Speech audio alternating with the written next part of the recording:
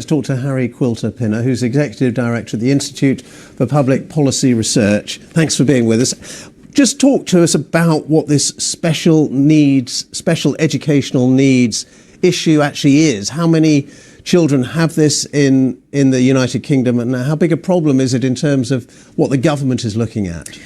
Well, it's a huge challenge. There's been a massive rise in the number of children who have been designated as SEND with special educational needs.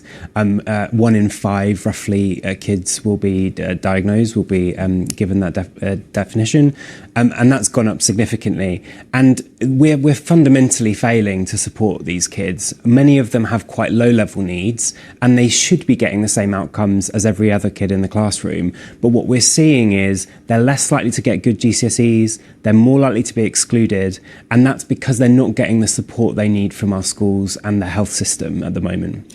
And so just talk us through these new government plans and how they aim to address that issue, and whether you think these plans might be successful, I suppose. So fundamentally, one of the big problems that's gone wrong over the last decade has been that the support for kids in mainstream schools has been stripped out. And that means that the only kids getting support is when you get to a certain threshold, when the severity of the SEND need becomes so significant that you're entitled to what's called an educational health and care plan by the local authority.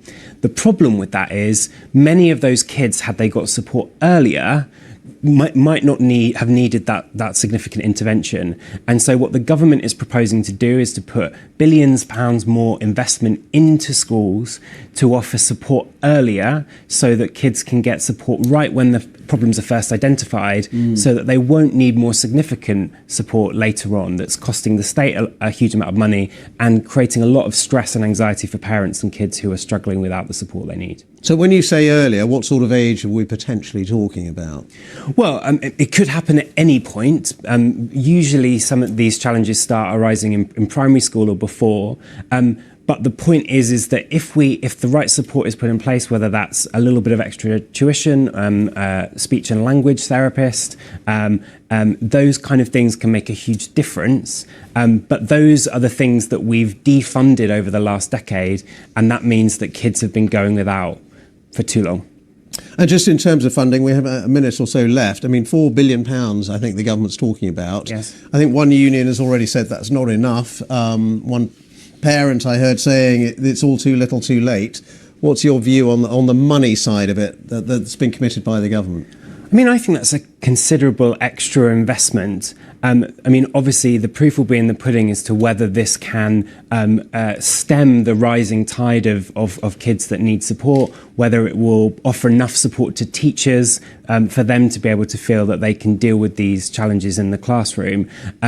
But it's a big extra investment, and crucially, that investment is going into mainstream schools to try and keep kids in the mainstream school setting and offer support where they need it most. So I think they've got to implement this well, and the challenge will be, in particular, that transition from the system we have now to the system that they want to create in the future. But I think this is a bold first step, and we should welcome the fact the government is grasping this nettle. Thank you very much indeed, Harry Quilter-Pinner, Executive Director of the Institute for Public Policy Research. Thanks for your time.